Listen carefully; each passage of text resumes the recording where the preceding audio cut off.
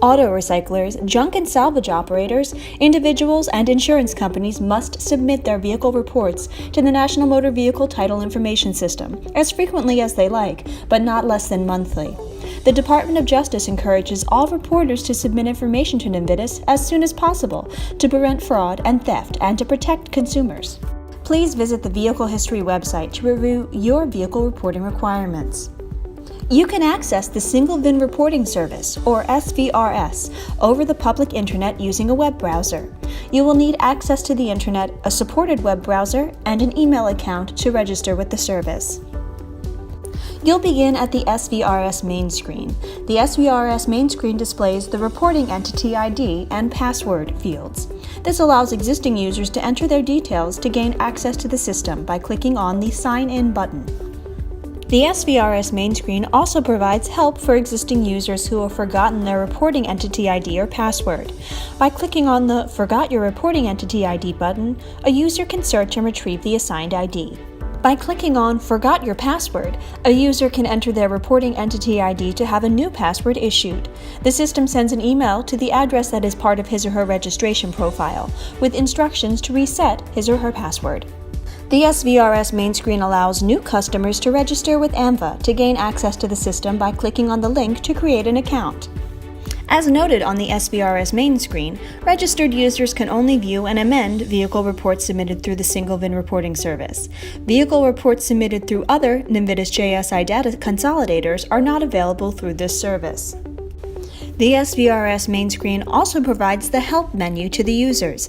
Links at the bottom of the SVRS main screen allow the user to learn about the system and view terms and conditions.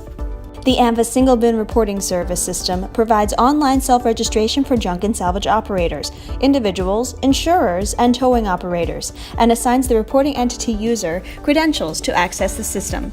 The system also allows reporting entities to register under a reporting ID assigned by another consolidator. Those who already have access can log in using their credentials, while those who don't will have to go through the registration process.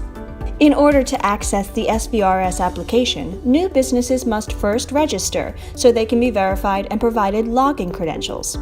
Click on the Register button to start the process of registration and creating an account. When the user clicks on Register, a reporting entity registration screen is displayed. The system provides an option, do you or your business possess an EIN, for customers to select yes or no. If the user selects Yes and clicks on the Next button, he or she should be able to enter the existing reporting entity ID to register. If the user selects No and clicks the Next button, he will be taken to the Reporting Entity Registration form, where he can review and accept the terms and conditions of using the website and the NMVDIS privacy policy, and click on Sign Up to get registered as a new individual. If the user clicks on No Thanks, the user will be leaving the Single VIN Reporting Service website. If the user clicks on Back to Login, the system shall take the user to the login page. If the user clicks on Previous, the system will take the user to the previous page. On the Reporting Entity Registration screen, the user is asked if they have an existing reporting ID number from another data consolidator. The reporting ID is the system's unique identifier for each business entity and is automatically assigned by the system. If the user does not have a previous reporting ID, he or she can click on the No button to proceed directly to fill the blank registration form. New users can complete the registration process, selecting the No option and clicking on the Next button on the Reporting Entity Registration screen. After the user has reviewed the terms and conditions and NMVDIS privacy policy, he or she can check the checkbox to indicate they agree. After clicking Sign Up, the system then takes the user to the new Customer Registration screen to fill in the registration information. The new customer can fill out the registration form and submit it for processing by clicking on the Register button. The Register button will only be enabled after all the mandatory information has been filled in correctly.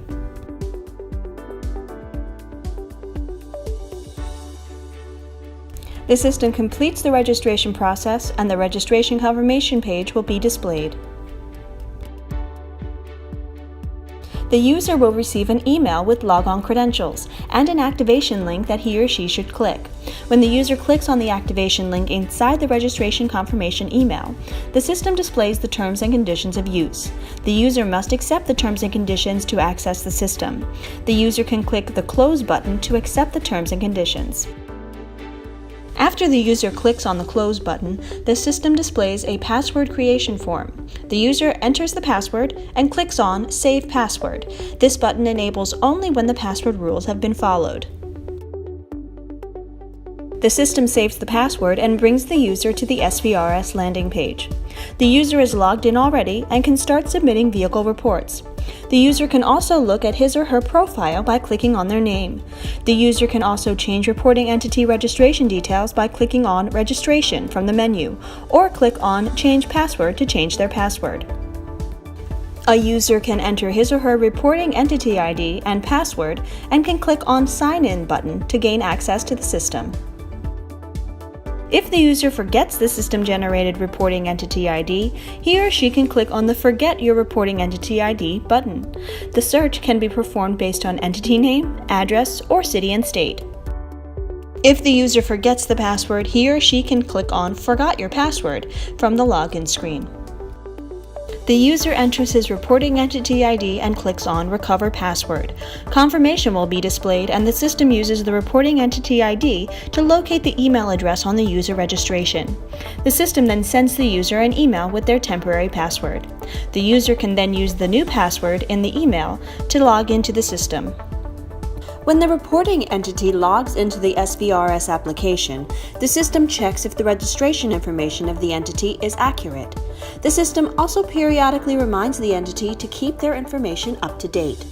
If the entity's registration information is not current, the entity will not be able to submit a vehicle report. If the entity's registration expiration date is equal to or less than 10 days, the system shows a warning message and still allows the entity to submit new reports or amendments.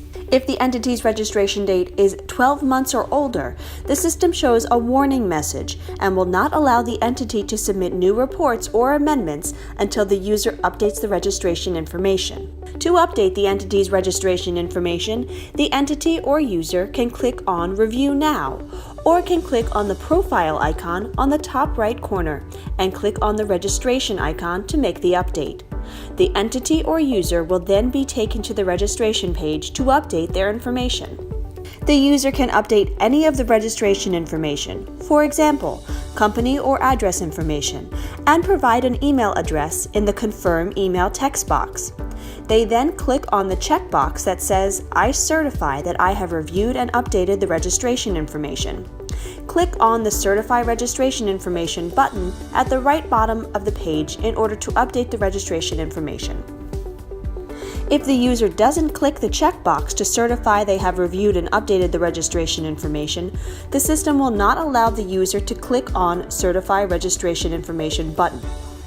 If the user ignores the warning message to update the registration and tries to submit a new vehicle report, the system won't create a report and shows the error message. If the user ignores the warning message to update their registration and tries to amend an existing vehicle report, the system won't create an amendment and shows the error message. Once the registration record is up to date, the system will not show any warning messages, and the user will be able to submit new vehicle reports and amendments.